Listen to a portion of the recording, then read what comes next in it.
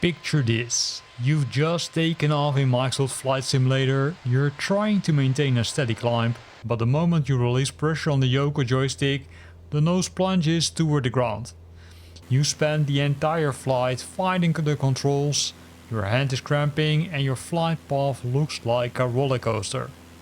If that sounds familiar, you're missing out one of the most satisfying fundamental skills in aviation, the art of trim.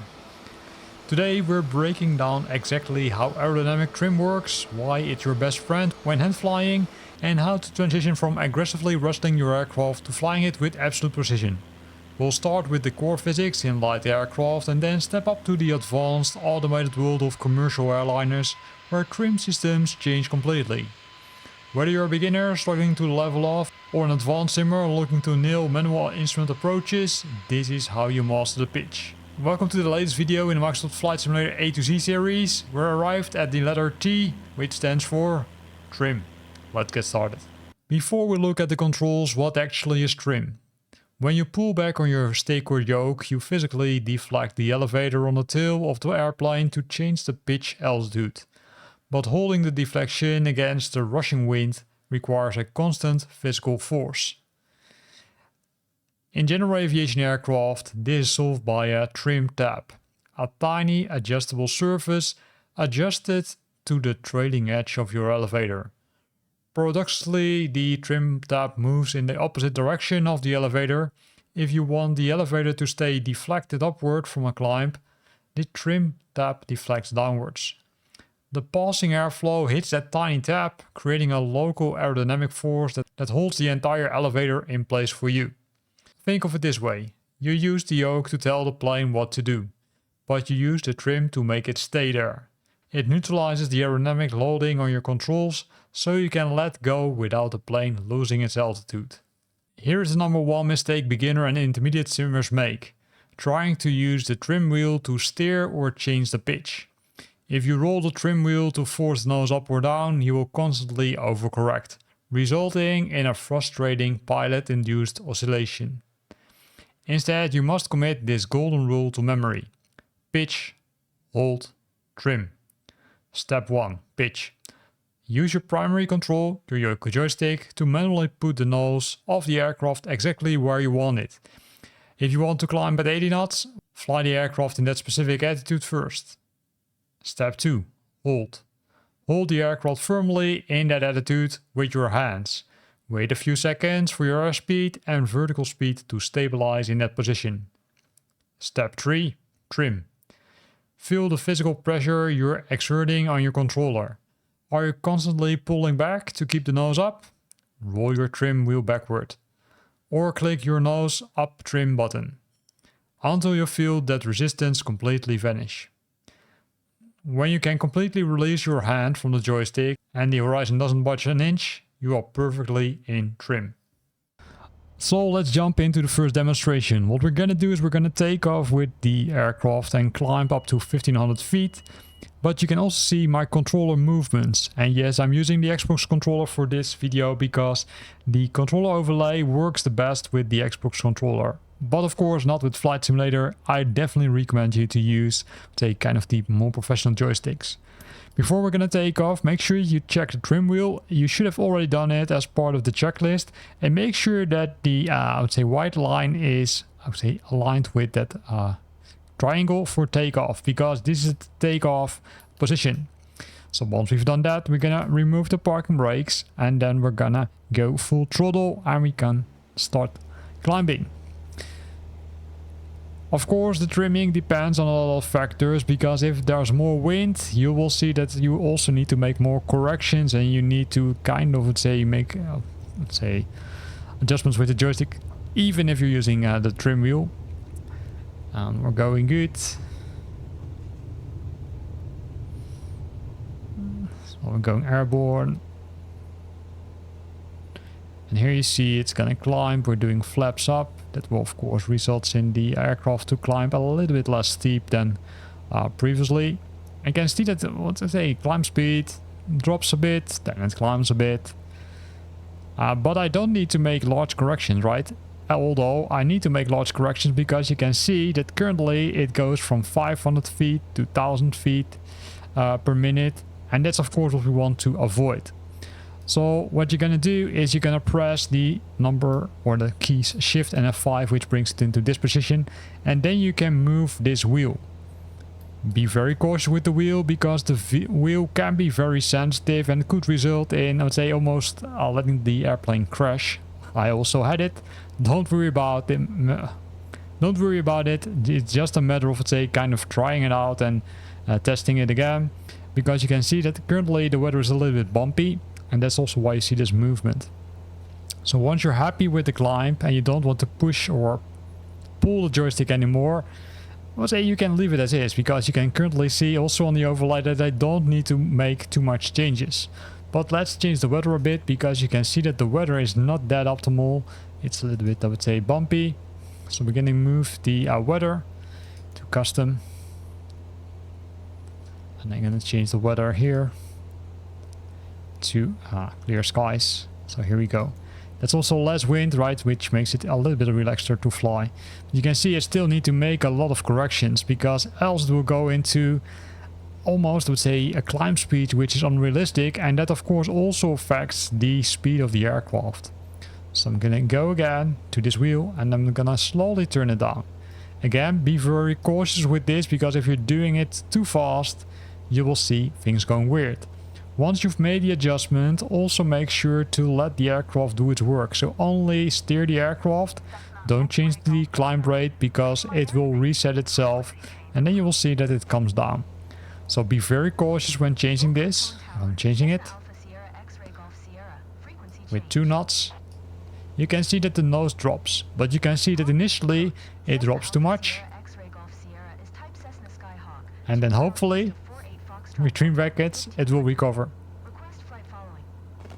You can see it recovers. Cessna Alpha, Sierra X-ray Golf Sierra, Palm Beach approach, Squawk Tree 613. So I'm only using the joystick to steer the aircraft left or right. And you need to tune this up to a point where you say, hey, this is good. You can still see that it goes up and down. And you still need to manually turn or tweak the trim a little bit, because you can currently see now it goes down again, and that simply can be done by turning that wheel, right? Can turn it down or can turn it up, and then let the aircraft do the rest, because the aircraft needs to stabilize. That's the most important thing. Don't make huge changes and then directly make a lot of corrections. Let the aircraft stabilize. Of course, I would say you can always push back a little bit with stick, because you can currently see that it's going a little bit too high.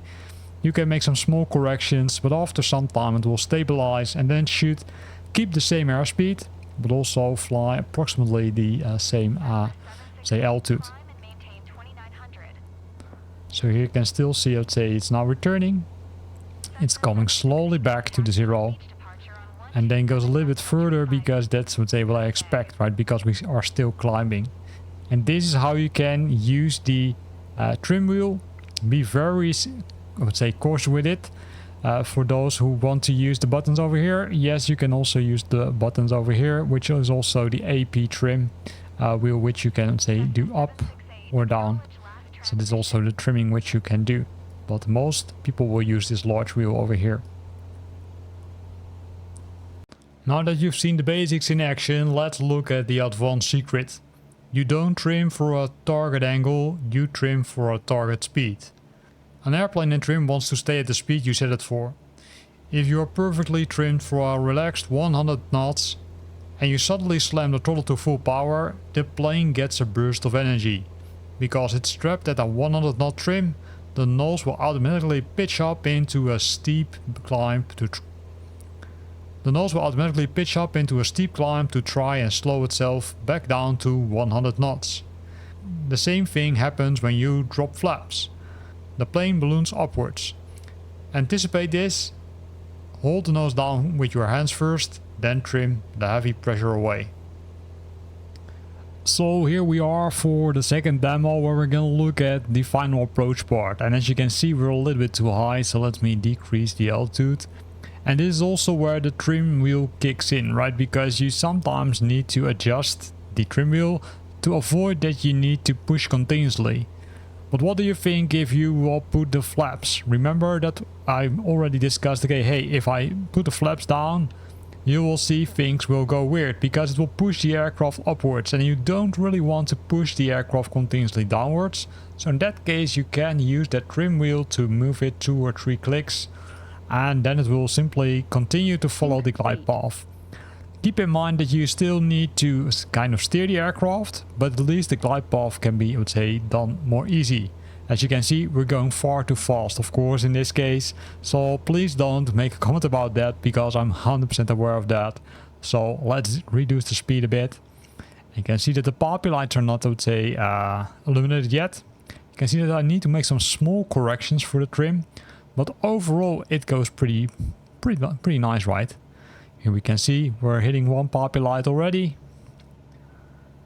And this is how you can use the trim wheel also, but then in this case for the descent part, right, or for the final approach part. So you can both use it during takeoff, but also during landing, if you prefer to do that, because else you will get, I would say, kind of sore hands or a sore thumb if you, let's say, are trying to push the joystick continuously into the right position, which I don't think you really want to do. So slow touch, hopefully. And yes, I know it's far too fast this. I should have reduced the speed even further, but this is just to show you how you can use the trim wheel also for this part of the flight. When you step up to big airliners, a tiny little tap on the tail isn't strong enough to fight the wind. Instead, the entire massive tail plane pivots up and down using a giant motorized screw. How you handle this depends entirely on who built the plane. In a Boeing, like the 737, it's just like a giant Cessna. When you hand fly, you change your speed or drop flaps and the yoke gets incredibly heavy. You have to constantly click the electronic thumb switches on your yoke to clear that weight. You actually see and hear the big trim wheels next to your knee loudly clicking away as they spin. In an Airbus, like the A320, the philosophy flips. The Airbus uses massive computer brains called Fly-By-Wire. When you move the side stick to point the nose up and then let go, the computer says, "Got it, I'll take it from here." It automatically commands the tail to trim itself perfectly to hold that exact path. You don't have to touch a single trim button. In a Boeing, you do the trimming. In an Airbus, you just sit back and watch the computer do it for you. Mastering trim takes you from a frantic wrestling match to a smooth, relaxed professional flight. It frees up your brain to handle navigation, checklists, or just enjoy the gorgeous scenery. Next time you fly, turn off the autopilot and try the pitch hold trim technique. If this simple breakdown helped you, hit that like button and subscribe to the channel for more straight to the point flight guides. Let me know in the comments, are you team Boeing or team Airbus? Thanks for watching and hope to see you back next time.